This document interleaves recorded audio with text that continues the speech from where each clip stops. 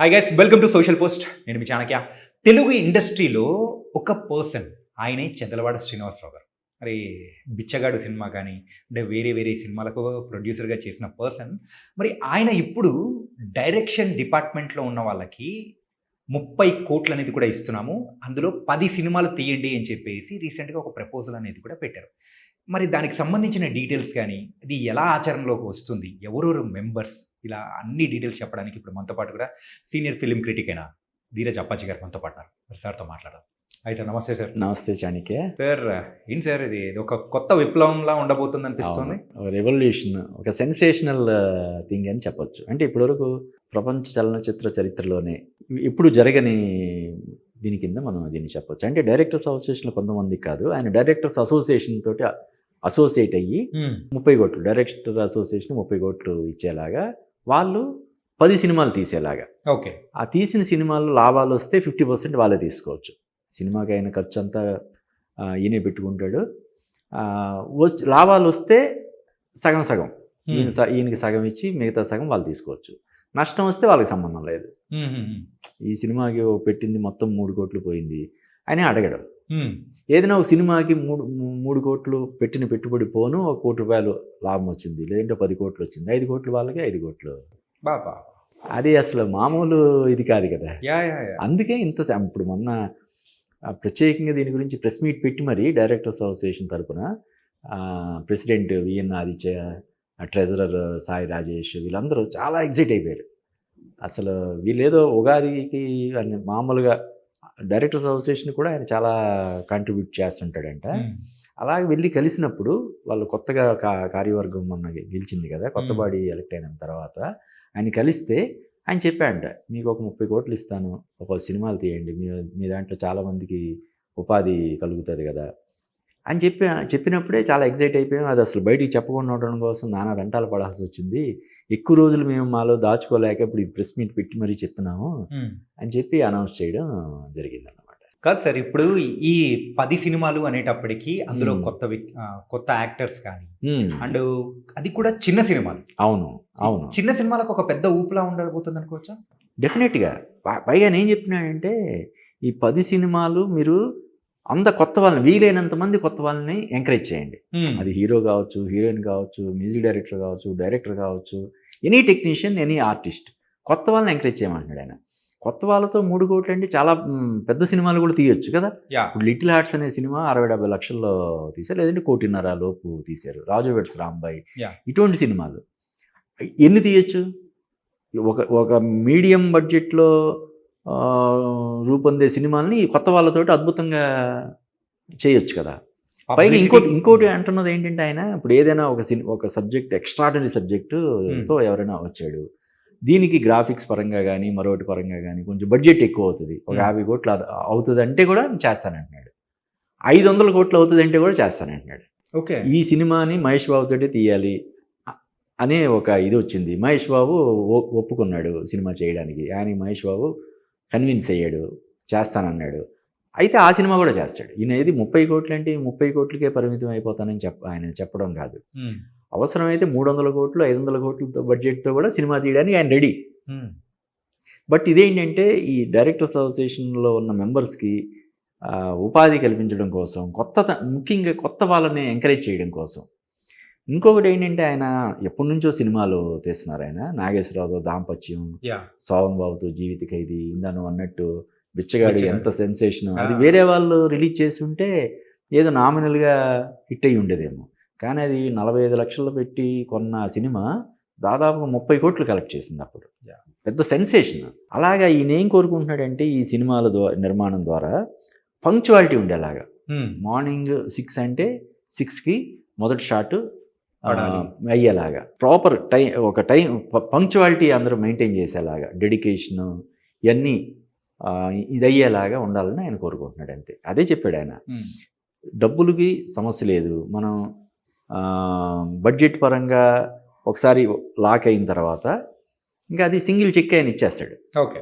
ఇంకా దాని గురించి ఏ రోజుకి ఆ రోజు ఆయన దగ్గరికి వెళ్ళి తీసుకోవడం అటువంటిదే ఉండదు. ఒకసారి లాక్ అయిన తర్వాత ఇంకా వీళ్ళు కాన్సన్ట్రేట్ చేయాల్సిందంతా కంటెంట్ మీద.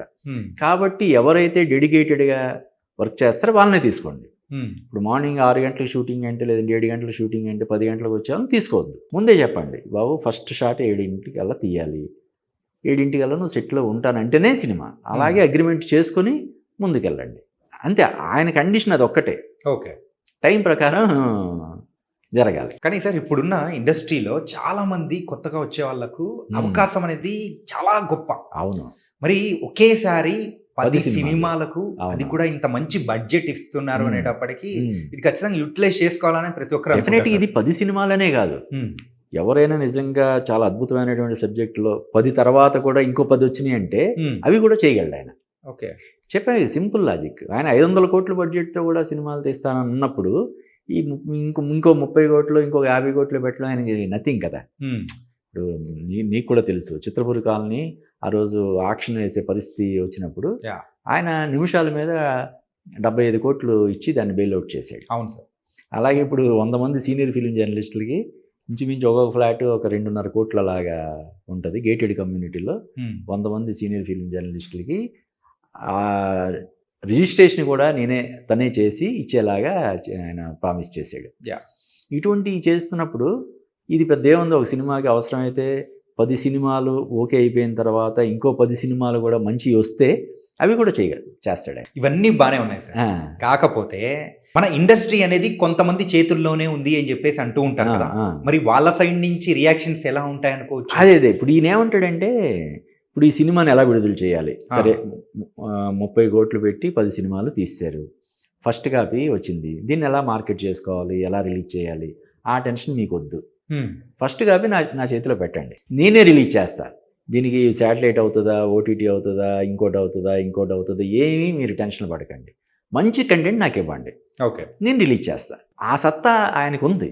సొంతంగా ఆయన సినిమాలు విడుదల చేసి అద్భుతంగా మార్కెటింగ్ చేసి పబ్లిసిటీ చేసి రిలీజ్ చేసే సత్తా ఆయనలో ఉంది. ఈ టెన్షన్ లేదు డైరెక్టర్కి కానీ ఆ టీం మెంబర్స్ ఎవరికి కూడా. మనం ఇంత బాగా తీస్తున్నాము సినిమా, ఇంత కష్టపడి సినిమా తీస్తున్నాము, మన సినిమా ప్రాపర్గా రిలీజ్ అవుద్దా లేదా అన్న టెన్షన్ లేదు. అదొక మేజర్ అడ్వాంటేజ్ ఈ సినిమాకి.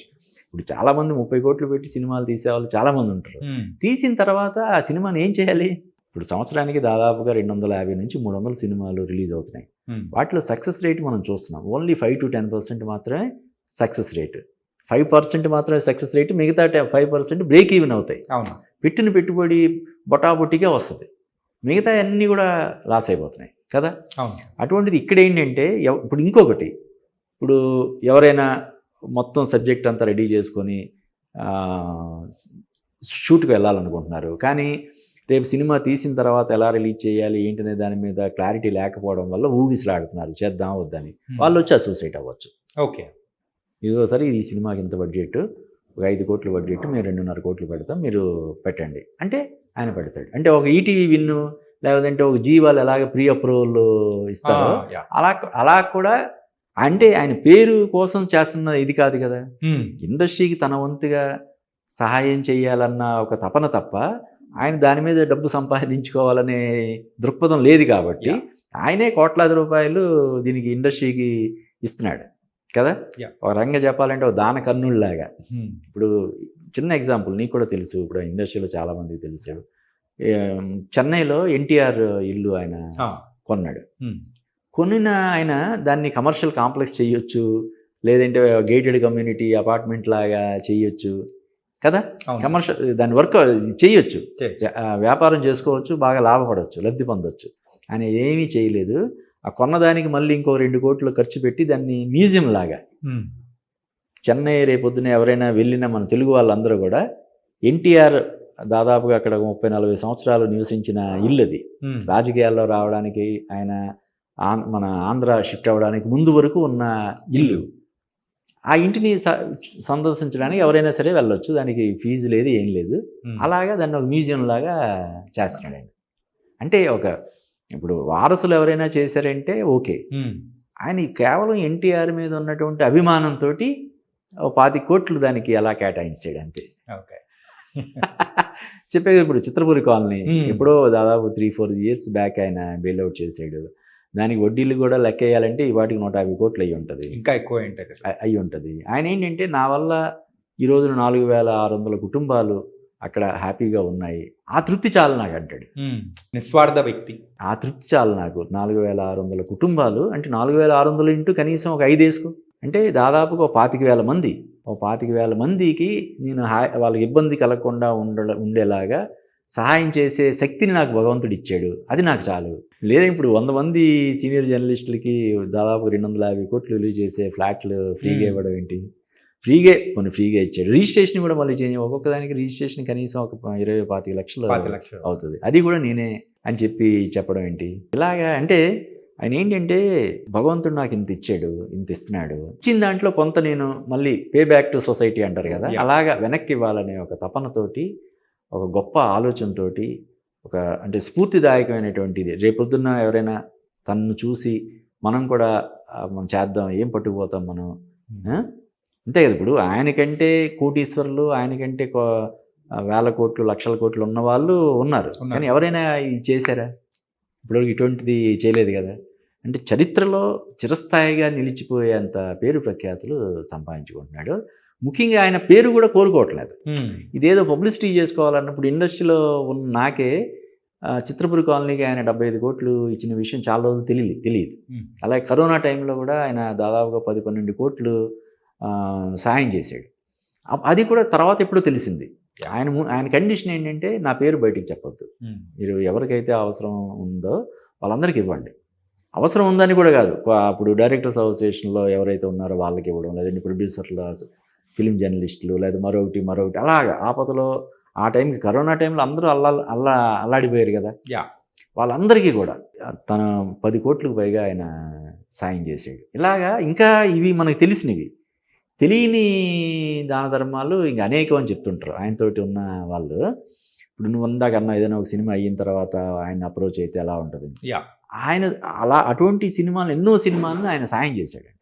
ఈ సినిమా 25 లక్షలు ఉంటే షూటింగ్ అయిపోద్ది, లేదంటే ఒక 50 లక్షలు అవసరం అవుతుంది అంటే అలా ఆయనకు నచ్చితే అలానే ఏ పడితే చేస్తే కూడా అది మంచిది కాదు కదా.